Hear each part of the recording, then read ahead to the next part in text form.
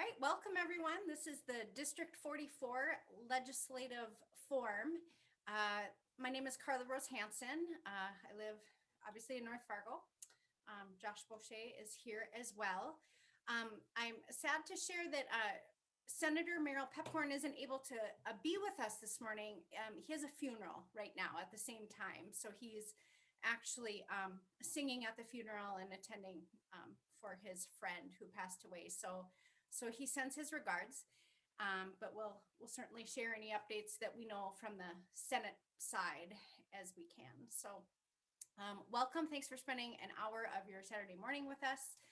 We'll just do the usual format of giving a couple updates from our perspective, and then we'll just really make it conversational and take questions and answers for most of our hour together. So I'm actually going to turn over to Josh first, and he can share a few updates from his end. Thanks, Carla, always for getting us organized and helping run the meeting as well. Good morning, everyone. Great to see so many friendly faces and a couple new ones. Representative Josh Boucher, live on 6th Avenue and 1st Street, and it is good to be home in Fargo this morning. So I'm sure we're all pleased with the spring we've had so far. But as far as things in Bismarck, I guess I'll talk a little bit more generally about where we're at in the session. So the last time we had an update, we were just at crossover, which meant that the bills that passed the House went over to the Senate, and the bills that passed the Senate went over to the House, and now we're approximately a month away from there. So many of the bills in the House, so those would be the Senate bills that came over, the House policy committees have mostly wrapped up their work. There's just a handful of bills that'll be heard this next week in the House. And there's a number of bills being what I called, for lack of a better word, held hostage. And so a committee will hold on to a bill to see how maybe a companion bill or a competing bill performs over in the Senate. And so it's kind of this gamemanship that happens over the next few weeks of trying to hold each other's bills so that you make sure the other bill passes so you can pass or defeat and whatnot. So there's just a handful of those that we're tracking. Otherwise, a lot of the focus now is on the budget. We just received a week or so ago our most recent revenue forecast for the state. And fortunately, it shows us in a stronger position than we initially thought late last fall. So I think it was the December budget forecast we received. And what this current budget shows us is that there'll be several tens of millions of dollars more in the revenue that will come in this year, this biennium. So we have till June 30th this year. And then for the next biennium, which would start July 1st of 2021 and go through June 30th of 2023, there's estimated at this point an additional $1 billion of revenue than what we had projected even several months ago. And that is driven primarily by potentially increased oil prices. And so that helps a little bit with the budget in North Dakota, because it's not just the oil and gas that comes out of the ground that is taxed, but also the income tax that comes from all the crews that are working, and the sales tax that comes from all the pipe that goes in the ground. So that all kind of has a compounding effect that benefits the budget significantly. Now, we're still weary about that because that's always a challenge with a biennium budget, is we in April of a year, and then we have to project the budget for 2 years. And of course, there's a ton of variables and things change quick, whether it's just the commodity prices we depend on in both agriculture and energy, but even as we all have experienced the last year with the pandemic, things can change quite quickly. So we're pleased. I think one thing that's of course important to remember is that of our oil and gas money, even though that's where we are going to see an increase, much of that does not end up specifically in the general fund.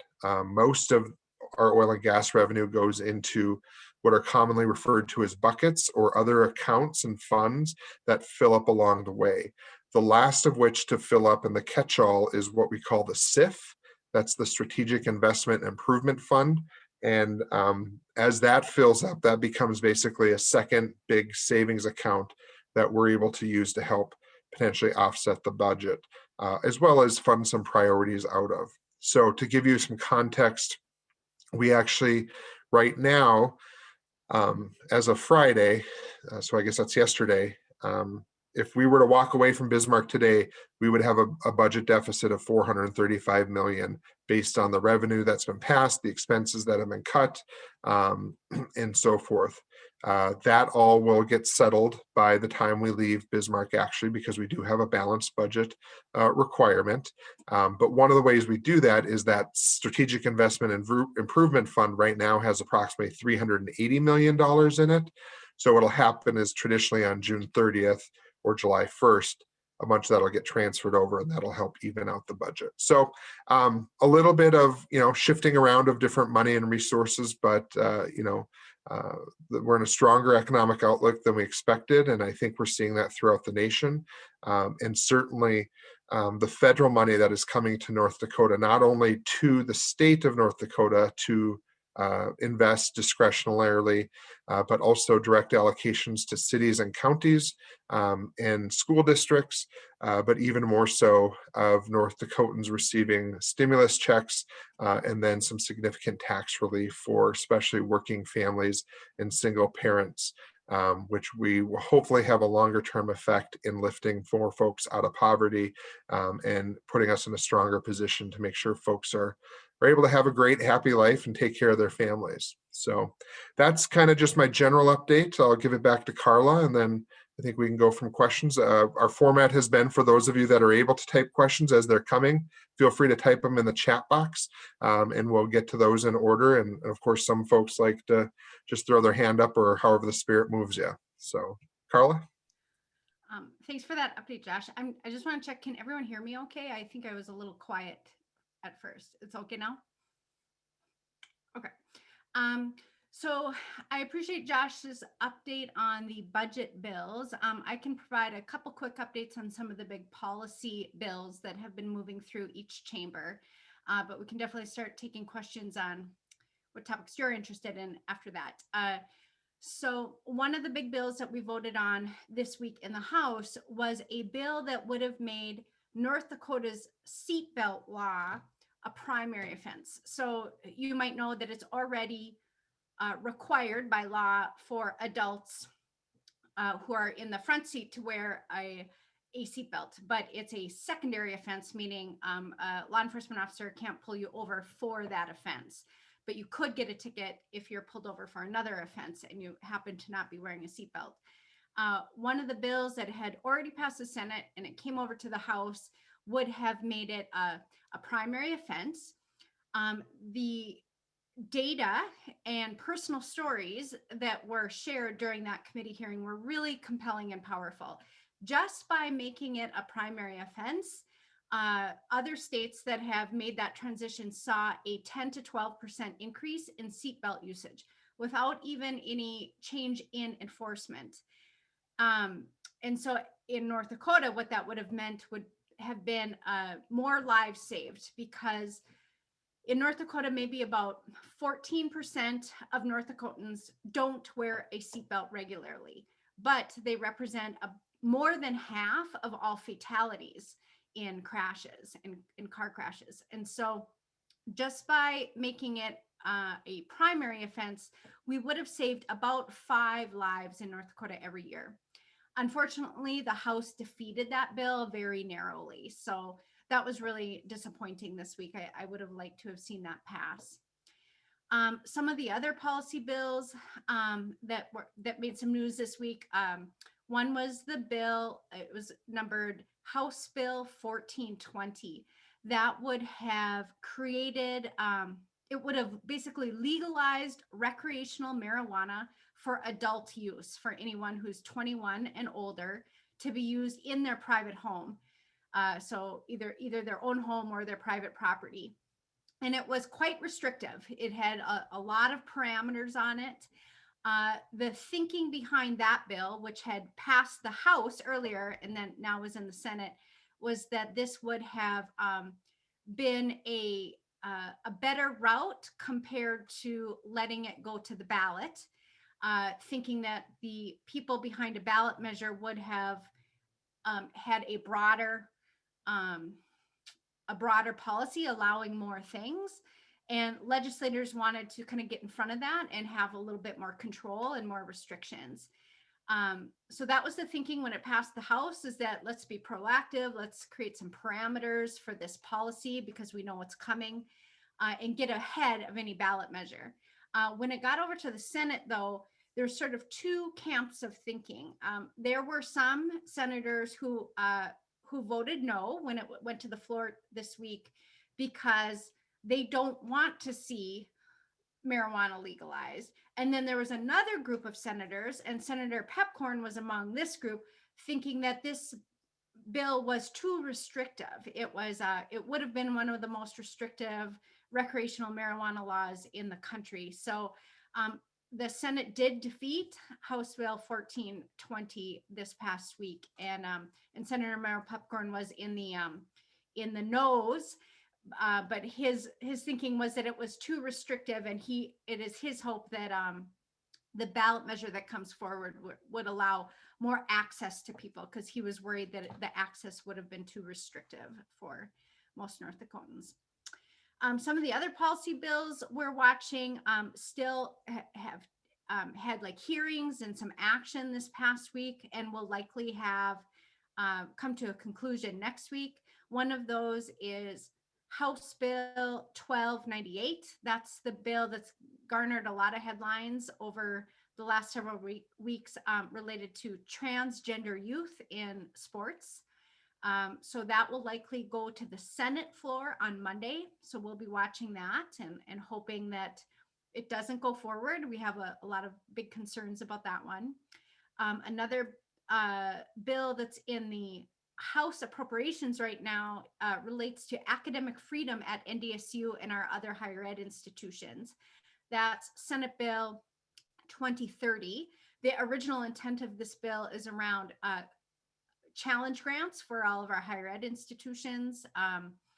It's a super popular program for all of our higher ed institutions. And as you probably know, over in the Senate, Jana Myrdal, a senator over there, tacked on some provisions related to restrictions on institutions accessing those challenge grant dollars if they partnered with any kind of organization that has anything to do with abortion. Of course, this is targeting NDSU's relationship with Planned Parenthood, whereas they study the sex ed programming that Planned Parenthood delivers in North Dakota. And so there's concerns related to that actual program being hampered by this add-on.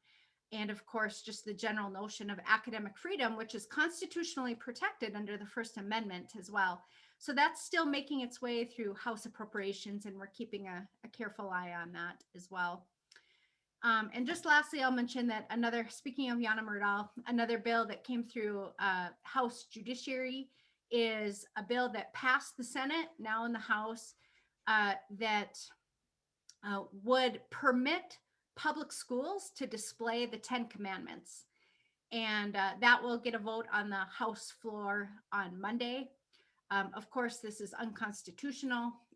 41 years ago, the US Supreme Court ruled that school-sponsored displays of religion or religious documents like this violate the Establishment Clause of the First Amendment, and that is the religion is the intention of the bill sponsor. Jana Myrdal, when she introduced the bill in the Judiciary Committee, thought that displaying the 10 Commandments could alleviate a multitude of sins like teen pregnancy and murder and divorce and things like that. So, so that will get a vote on Monday as well in the House, and hopefully it doesn't pass, but I'm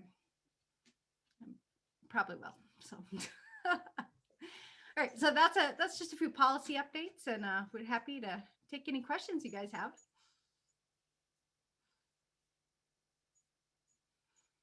You can chat or you can wave at us. Oh, Warner's. Go ahead, Mike.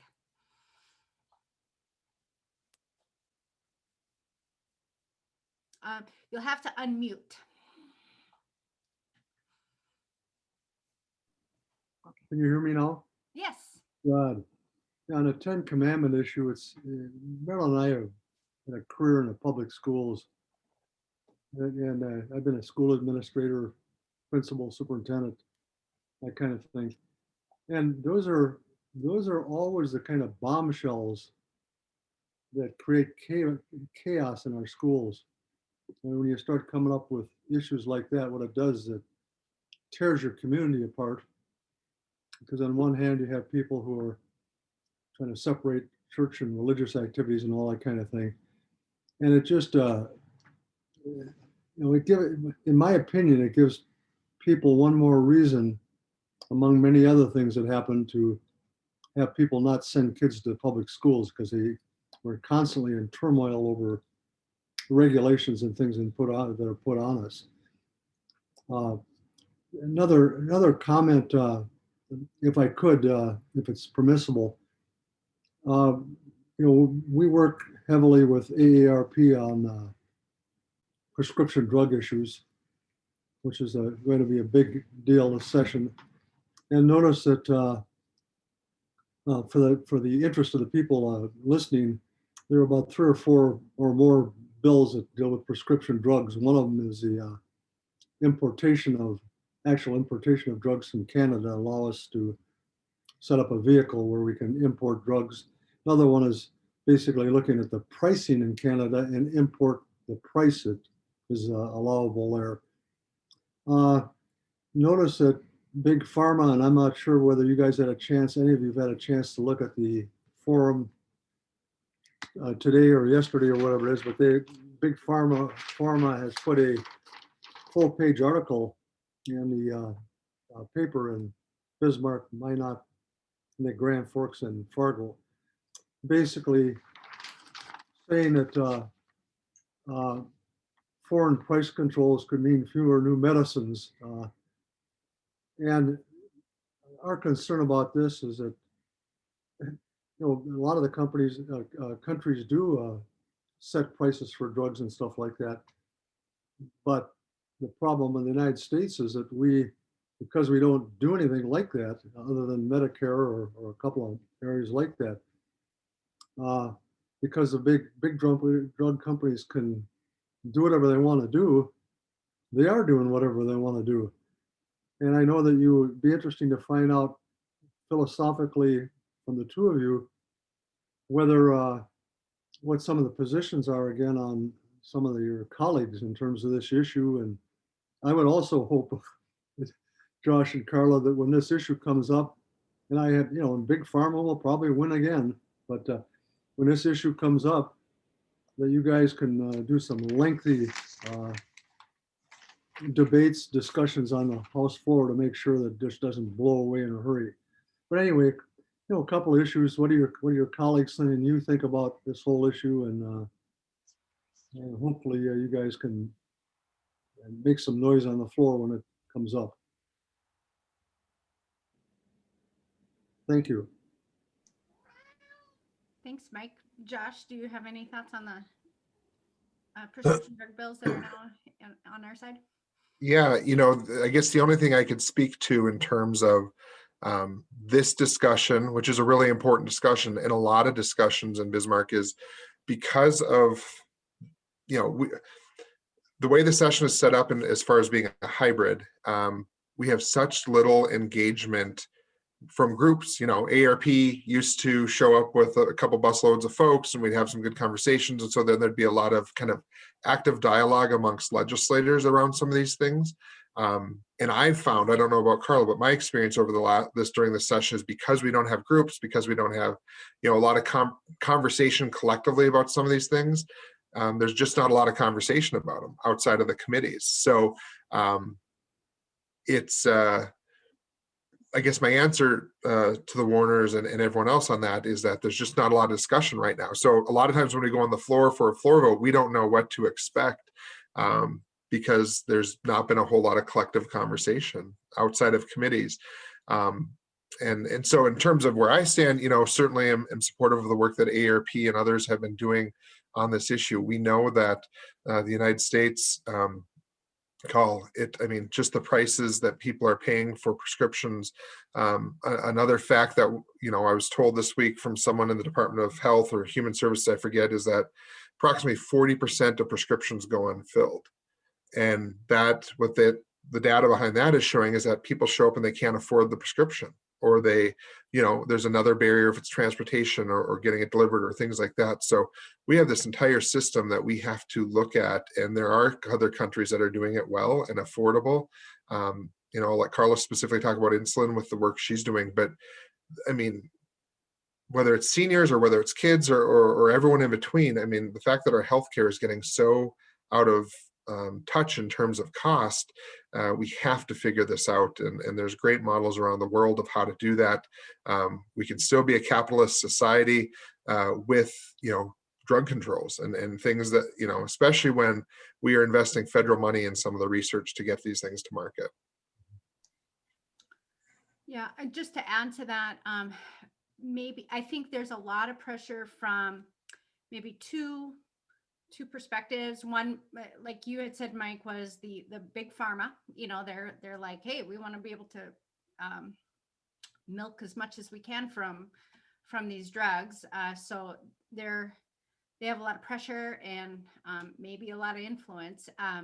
The other perspective that I have heard a little bit from is what I'd call the more libertarian streak of advocates, and they just want it to be like a free-for-all. They don't want the government to have price caps or limits or any kind of regulation at all on prescription drug pricing or anything for that matter. So and that's like Josh said, there's not a ton of discussion about it. So just in the general buzz, since it's pretty quiet at the legislature outside of the formal hearings that we have or the formal floor discussions, but that's just a little I hear so far.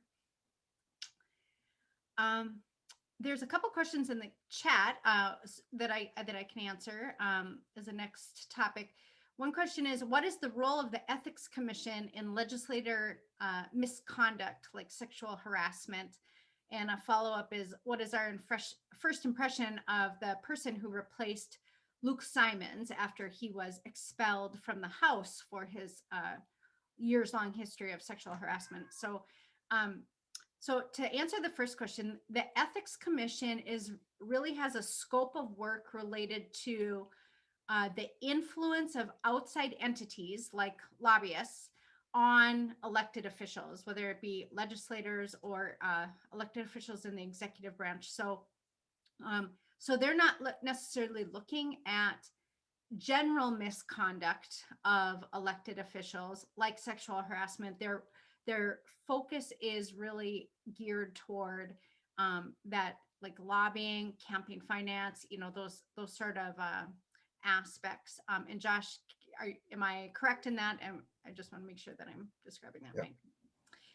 Yeah, exactly. And I think that's one of the biggest challenges is we have this entity that the voters supported and created the Ethics Commission, but when it was created, the purview of the committee or the jurisdiction of the Ethics Committee is pretty limited to exactly what Carla said. So, if I own a business and I'm doing business with the state as a legislator, the Ethics Commission really doesn't have much to say about, is that a conflict or is it not? In terms of if I mistreat my coworkers, the Ethics Commission has no jurisdiction over whether that's relevant or not. Josh, while we're on the topic, do you want to just spend a minute talking about the next steps that the legislative leadership has identified to make sure that we have in place, as good of a process as we can to deal with those kinds of issues? Yeah, so 2 years ago, we adopted the, or maybe even more, the workplace harassment policy for the legislature. And that was born out of the fact that there was many conversations, both locally, regionally, and nationally around the Me Too movement. Women were stepping forward and sharing their unfortunate experiences with a lot whether it was in the workplace or the film industry or anywhere else. And so the legislature had to look itself. And even though many legislators continue to still say that doesn't happen here, or we're better than that, or we treat each other well, the legislature finally acknowledged that there was something we had to do and at least have a policy in place. So we've had the policy on the books. The challenge we had with these specific situations was that there's this balance between there's a policy, and like most workplaces, that policy might be fluid or it might be specific. And we felt that this policy right now is pretty specific in the fact that no one that was a victim of Representative Simon's behavior wanted a formal complaint. And so things were addressed, things were talked about. But on the other side of that is, whether it was Representative Pollert or if it was me as the leader, and this was an issue within the Democratic caucus, we have no authority in our rules to sanction our members. So if Carla is mouthing off to people all the time in the hallway, I don't have any ability other than to have a conversation with her about her behavior. It's really up to you all as our voters to hold us accountable. And so Representative Pollert was limited. He couldn't sanction, he couldn't mandate training, he couldn't, he could certainly suggest it. They could certainly, those things are there. But so we need to look at where those gaps in a variety of different ways. And so there's a committee called the Legislative Procedures and Arrangements Committee, which is comprised of all the legislative leaders. And we're the ones that meet. It's usually a pretty sleepy committee. We just approve some small budget items and the technology and laptops when we get new laptops and things like that. But this last year, LPA was very busy because we instituted the virtual options and technology needed for that. And now we are going to spend our time focused on this policy and hear from legislators, hear from staff, hear from human resources experts about how can we fill the gaps and are there things that we're missing still in this policy for it to be adopted. I think one of the challenges is just like anything else within the legislature, politics plays into it. And so there are still a number of legislators who don't even want the workplace policy in the first place. So trying to fix it or fill in the gaps, there's going to be a faction of legislators who are going to push back and fight on that for a variety of reasons. To add to that, I hear from some of our colleagues in the legislature that, one, there's no problem. Well, there very much is. After the whole incident with Simons, I can't tell you how many people came up to me or called me or messaged me about their experiences, not just with Simons, but in general, related to inappropriate behavior at the legislature. And it was toward the media, it was toward lobbyists, other state employees in other agencies other than even legislative council, where our attorneys are.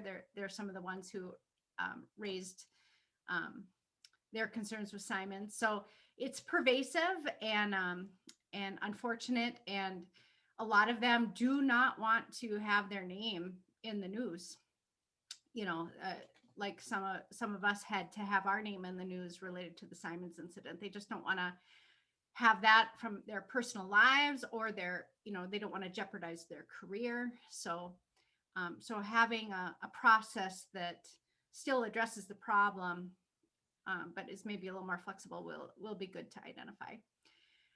One of the follow-up questions was, what is our first impression of Luke Simon's replacement? So what happened after he was expelled is his district, the Republicans in district, what's his district number? I always forget. 36. Had the authority to replace him by appointment, and they replaced him with a woman named Dory Hauk. Dory is a woman maybe about my age, and she is a rancher in her area. She did actually used to live in Fargo for about 10 years. And she told me she had worked for the Fargo-Moorhead Chamber during that time. I introduced myself to Dory. She is very friendly and very engaging. She carried her first bill on the floor. And what it means to carry a bill is you're taking it from the committee to the floor, and your job is to just explain what the bill does and explain what the committee's recommendation is. She did a wonderful job with that. She was very, very articulate and did a good job, unlike her predecessor, to be honest. She does vote the similar ways as her predecessor. She votes as part of the Bastiat block most of the time, which is representing probably her constituents in that way. But so far, she's been a positive impressions, I guess, so far in terms of her as a professional colleague. Let's see. What is the status of the Senate bill to keep election results secret? So this bill is I think it's a House bill, 1397, if I remember. So this would Carla, nope. no. It's 2271 they're talking about. Oh, okay. Josh, why don't you give an update then? Okay. I don't have too much of an update. So 2271, if that's the bill that's being referenced from the question, came over from the Senate. And what that does is on election night and following, what it says is that the Secretary of State can only release the percentage of the presidential votes, not the actual vote totals. And the purpose for that, or why the bill sponsors introduced it, the total number would become public after the state canvassing board meets, which is generally 2 weeks after the election. So that in between time, we would only know the percentages of, 53 or 57%, 40% to 3% if there's an independent or a third party in there. But the intent of the sponsors for that is that with the movement around the country to move to essentially get rid of the Electoral College and to move to national popular vote, which means everybody's vote counts. It doesn't matter what state you're in for president. What this bill is trying to do by only reporting the percentages is then the numbers would not, from North Dakota, would not be able to be counted for the purposes of national popular vote until the canvassing board meets. So they're trying to, I think, poke some or put some cogs in the wheel, or I guess block the cogs in the wheel along that is my understanding. I am not, I will have to check in to see what's come of that bill, and I'm happy to do that while Carla maybe takes another question or continues on about 1397. Yeah, that was the bill I was thinking. It was Bill 1397. Curtis asked about that. So 1397 says that any version of a redistricting plan created before the completion of the plan is an exempt record, regardless of whether the completed plan is presented or distributed subsequently at a meeting. So just as background on what the word exempt means. So there's sort of three categories of types of records according to law. So there's an open record, there's a confidential record, and then in between open and confidential is exempt. So it just means it's not shared publicly unless it's sort of up to the discretion of the group that holds that document or that information. So there's been a lot of concern presented about this because many people in the public want to see that process. We want greater transparency on the redistricting process, which is done, every 10 years to redraw the boundaries of each of our legislative districts. So this bill just had a hearing on Friday, and I don't believe they've taken action yet. So I guess with a lot of things, the Republicans have the power to do what they want on these. So even though there's been a lot of concerns expressed in the media by the public about this staying an exempt record and not being fully transparent as part of the process of developing those boundaries, I don't know, it might stay that way in the bill. We'll see how it proceeds. I don't know if Josh, if you have any more information about what you've heard. Yeah, there's thanks, Carla, and you're exactly right, the exempt status and the way the bill is written and the way that we read it in common language. I think there's some conflict, and after yesterday's morning's hearing, it sounds like there's some amendments that'll be brought forward to make it very clear that the process is intended to be transparent. And so I know I've been in the media talking about it and an advocate, I shouldn't say an advocate for the process because I prefer an independent redistricting commission. But if this is the process that we're going to have, I am comfortable with the level of transparency. And that may matter or not to those of you on here, but the practicality of the plan. So the exempt record status is the same thing Carla and I and every legislator have with our attorneys and legislative counsel as we work on any piece of legislation. It basically prevents anyone from being able to call legislative counsel and say, I want an open records of any bill that Josh Boucher is working on, or any bill that has to do with drug price transparency. It allows that to be a protected record as it's a working document until I, as a legislator, formally introduce it. So what the language in 1397 is really just mimicking that level of protection. And what, as it was explained to me yesterday from our attorneys and legislative counsel who are helping draft these amendments to make it more clear for everybody, when there's that conversation about only the final document that's presented at the meeting. When we're talking about redistricting, so any legislator can go up to legislative counsel and say, I'd like you to put together a base plan of 51 legislative districts and what that would look like. So if I did that, and then I start working with that attorney and start moving lines from here to there, move from 10th Avenue to 9th Avenue and we might have 30 or 40 different versions of what I've worked on before I get to the one that I'm bringing to the committee. And it's those 30 to 40 in between ones that's what this is saying are protected. It's essentially going to be a variety of different versions that were worked on because each record is saved in the system, and that's intentional, especially if there ends up being a federal lawsuit against how we redistrict, that then becomes part of that case. The practicality, especially for those of you that are concerned about the transparency of it, is when we have these meetings, they're 1 or 2 day meetings and they're open to the public. There are no executive sessions. Once I hand a document onto the committee as a proposal, that becomes open. And we're all going to be able to see the lines and the proposals of everyone's plans or ideas on a screen. It's likely going to be virtual and hybrid options, so you'll be able to see it from your own home, screenshot it if you want, things like that. So I certainly understand and I'm glad that there's folks pushing for greater transparency. I think that's important, but I do think that the process is fairly sound, and it sounds like it's going to get a little bit more better because of the questions folks are asking. Awesome, thank you. A follow-up question on that, Josh. Do you anticipate that redistricting will change our district, District 44? Yeah, I mean, I do think 44 will see effects. So just a real quick, and I know some of you have heard this before. Right now, there are 47 legislative districts in North Dakota, and based on what the census was in 2010, those 47 districts were supposed to have approximately 14,500 people in them. So that is the current boundaries of District 44.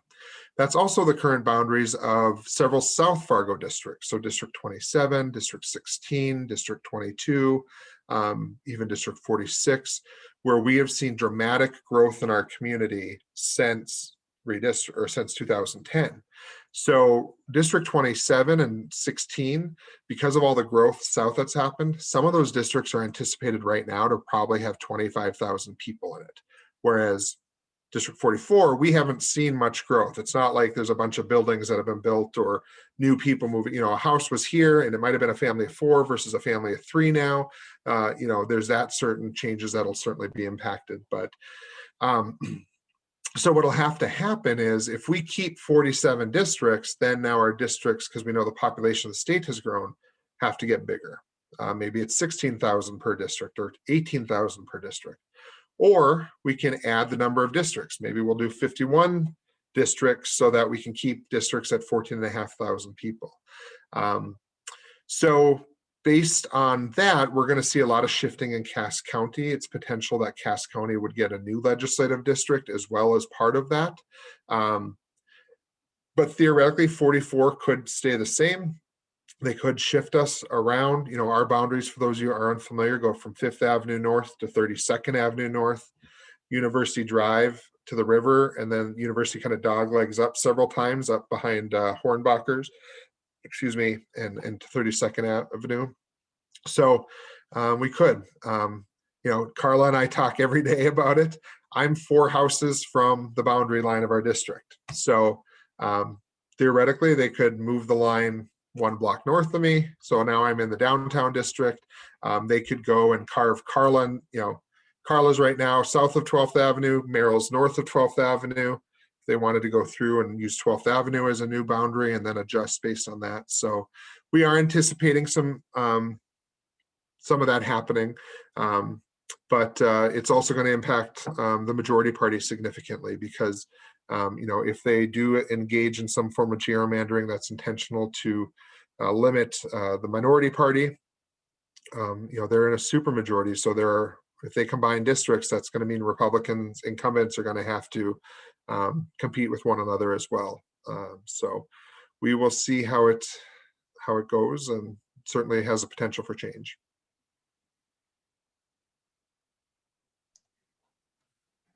What other questions do you guys have?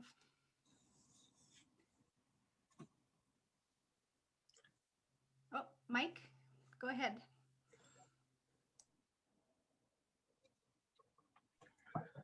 Okay.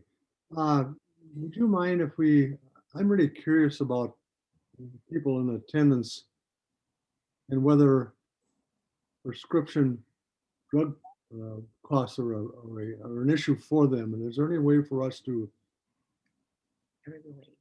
have people waive or something like that if prescription drugs are an issue for them? The cost. Yeah. Maybe a thumbs up or something. Yeah. Yeah. If it's a concern of you and your family, keep it up. Keep a thumbs up. Up so we can see it. Okay.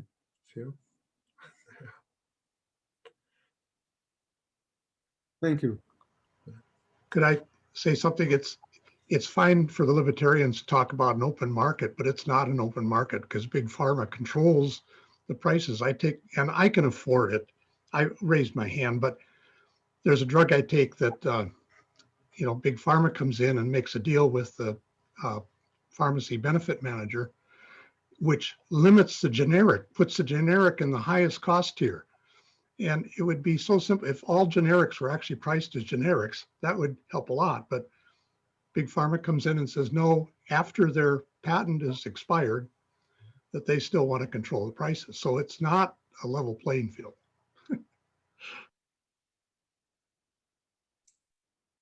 Hey, Carla, Josh, Rich here. I think it's House Bill 1425, which deals with the investment from the legacy fund, trying to keep it within North Dakota. And just wondering if you guys had an update on that. I can speak to some of it. So House Bill 1425, as Rich said, if you recall through last summer, there was a proposal brought forward by Insurance Commissioner John Godfrey that said, you know, we take a sliver of the investment of the legacy fund and we invest in infrastructure banks and other types of investment portfolios around the country and the world. We should bring some of that back and invest in North Dakota first. And so that's what 1425 says, is it takes a small sliver. It'd be the similar allocation that the State Investment Board already does in other products elsewhere, but would make it specific to North Dakota. And the idea there is it would create an infrastructure bank that would allow for lower interest rates for cities and counties to go borrow money from. And we might get a lower return in that segment of the investment. But the theory is that the savings is to the, especially property taxpayers, in terms of those infrastructure type projects in your community. My understanding is that it still has strong support even in the Senate. Another component of 1425 is not just the public investment, but also taking a small version of that, or a small portion of that money. And by small, I mean, I'm talking tens of millions of dollars, but it's a $7 billion fund right now. And then setting aside and creating essentially a separate investment or advisory board to advise the state investment board of private companies to invest in, with the intention of those companies being North Dakota companies, North Dakota grown, or companies that are going to relocate to North Dakota because of this type of investment. The best I can understand it, and Rich, you might have more in background in it, is, you know, it's kind of a little bit of an angel fund for us to help get companies to come invest in North Dakota or build in North Dakota that are already here. You know, I think there's a number of us that have the tolerance of risk. That certainly there may be a business that isn't successful, but by the time they're coming to this conversation, they've been well-established 10-year plus kind of companies that are now looking to go to the next level. It might be going from a 50 to a 200 person company. And if by investing there in North Dakota, that means North Dakotans get those jobs. So it's as far as I understand, it still has strong support.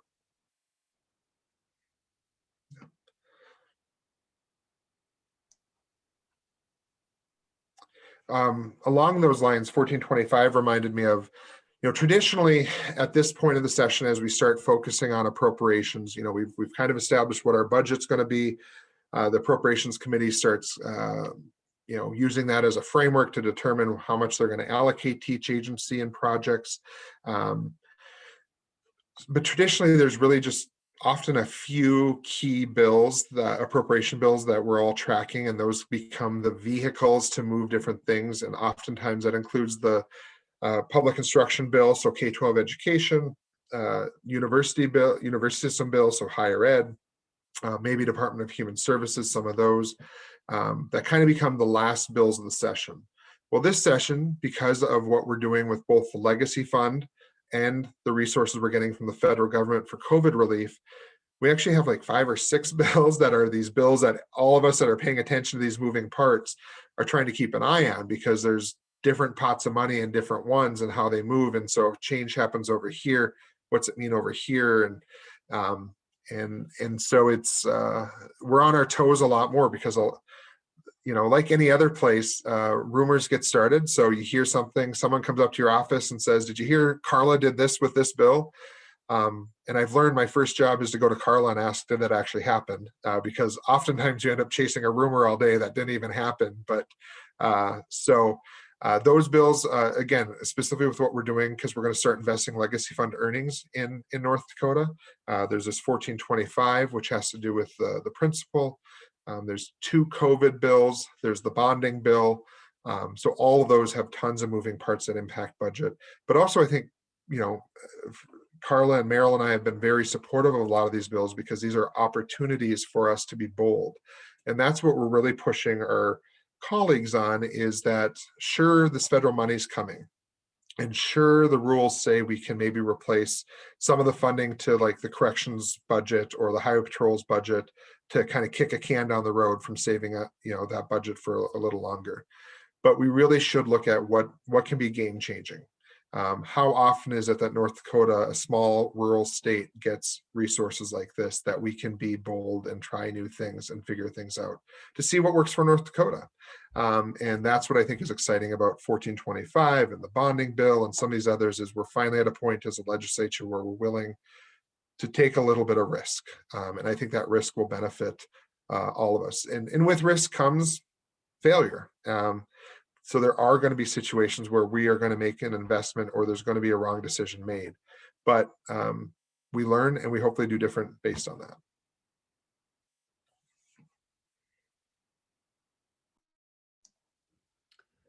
Josh, we have another question in the chat. With an increase in projected revenues and lots of money coming in from DC through the Rescue Act, what are DEM NPL priorities, and when will we be taking those to the public? So you've kind of touched on that a little bit, but if you want to talk more about that.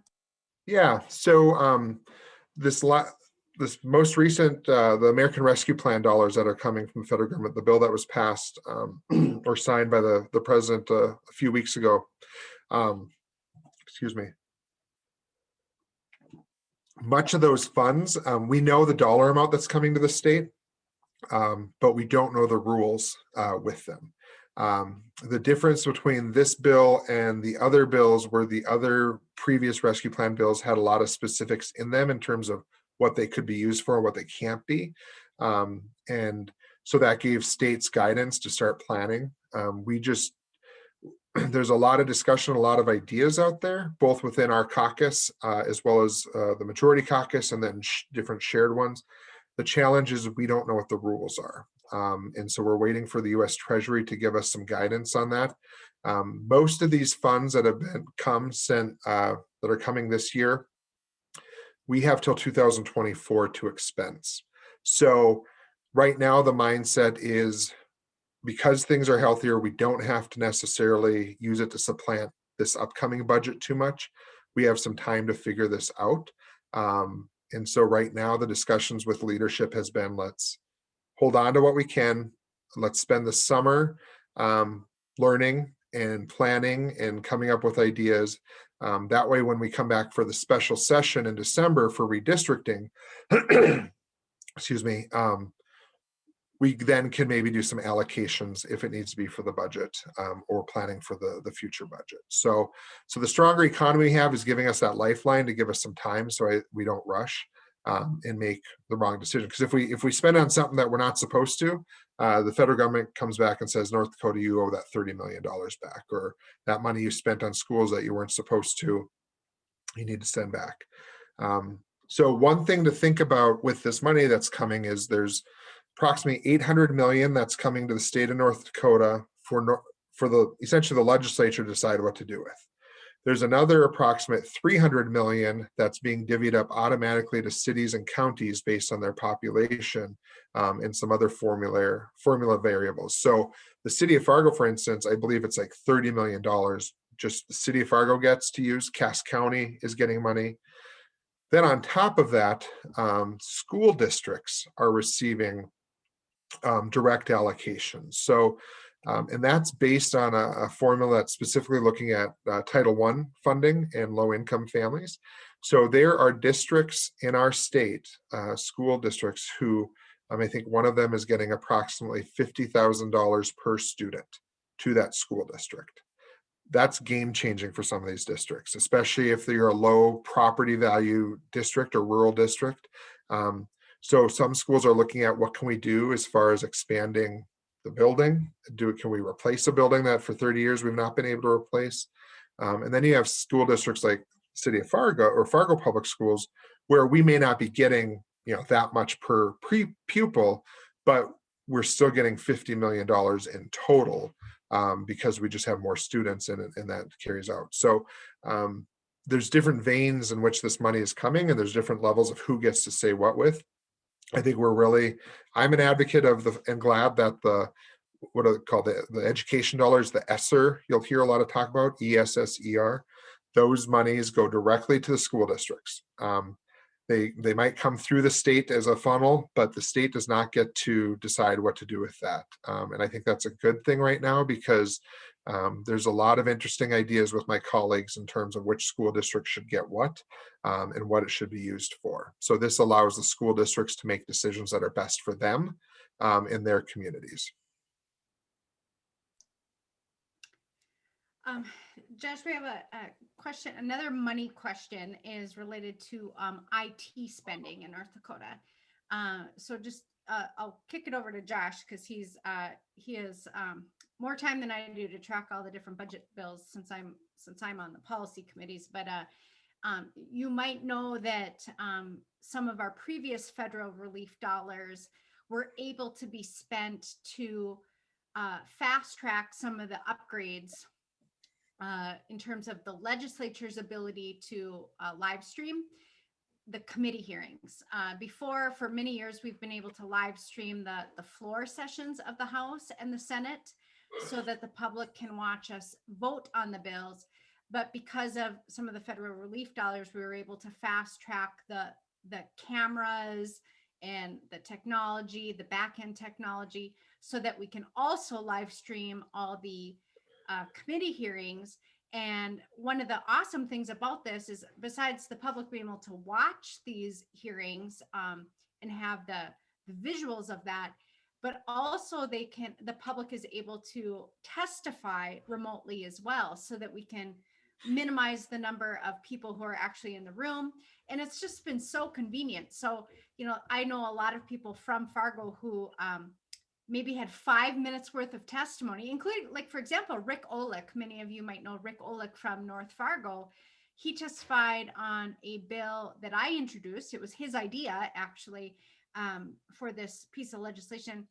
He had about 5 minutes worth of testimony. So rather than driving 3 hours to Bismarck, sitting around a room and waiting for his turn and then driving 3 hours back, he could just beam in, just like we're doing here with Zoom. And it's just as effective and super convenient. And it's been a great way to get more people engaged in the process. So we were able to use those previous federal relief dollars to make those enhancements. But beyond that, maybe Josh, you could provide a little bit of an update on in terms of what else the IT department is planning for upgrades. Yeah. Well, there's certainly plenty of opportunity to invest in IT throughout the state. Excuse me again. Specifically, I think, the governor has really pushed that agencies provide what we call front-facing opportunities for people, for North Dakotans to engage with that agency and with state government as a whole. That would be a big solution, especially for many of our rural communities who, they might have used to have a job service office or a DMV office or some of these other state agency officers in their county or their region. And because of budget cutbacks and so forth, we've slowly evolved on that. So how do we use technology to connect with North Dakotans?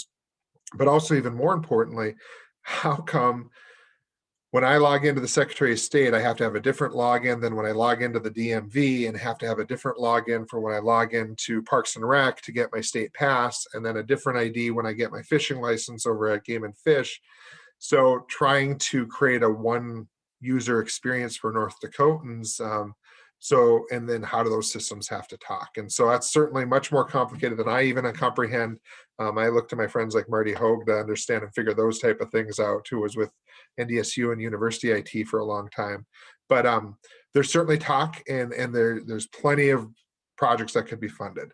The politics of some of that is that the governor has really been advocating for what we call consolidation or unification.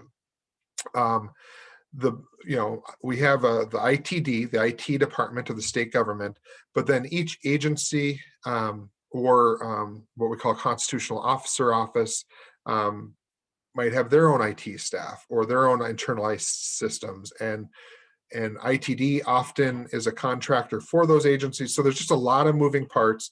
And what unification looks like is that, if the Department of Human Services has 10 IT people, it wouldn't necessarily be that those people are no longer employed by Department of Human Services. They'd come under ITD and be allocated to the Department of Human Services. And the goal is to make sure that when the state government is investing in software in one agency, it's a software that is universal to all agencies. And that's hopefully going to bring down costs, especially around servicing and support. But there are people who are pushing for and against that within the legislature. There's friction between the constitutional officers. Some, like the state auditor, wants his own IT system. He does not want to be unified, but maybe the insurance commissioner does, because he sees the value in his budget and what he can do there. So there's a lot of moving parts there. The governor is an advocate for it. Some of us in the legislature are an advocate for it from a cost savings perspective. But IT work is expensive, especially when you start thinking about cybersecurity, when we're competing with the rest of the country and the private sector. So there are legislators who don't like the fact that we would be paying someone $300,000 or more to be a vice president of cybersecurity or some level like that. But our ITD in the state also provides a lot of support to the university system, to the K-12 system, to the counties, to the cities. And what we found is, especially from a cybersecurity standpoint, is, there was a report just a month ago that some foreign actors had been parked basically in a school district server. That was a way that they could get into the state system. And so ITD trying to figure out a unified way to address security, to have protocols to provide support, but also protect the infrastructure. So it's expensive. It's I would say it's progressive for North Dakota, but there are states and agencies and entities that have been doing this for a decade. So we have a lot of work to do. But Sean Riley with ITD, the governor's office, and then a number of legislators have been strong advocates for it. So we'll see what happens this next session or through the rest of the session. Marty, do you have any commentary on it? Oh, but that sounds familiar over the last 50 some years. That same conversation ever since the mainframe started to spread out. Yeah. We have a question from Dawn with her hand raised. Dawn, do you want to go ahead? And then we have one more question after Dawn.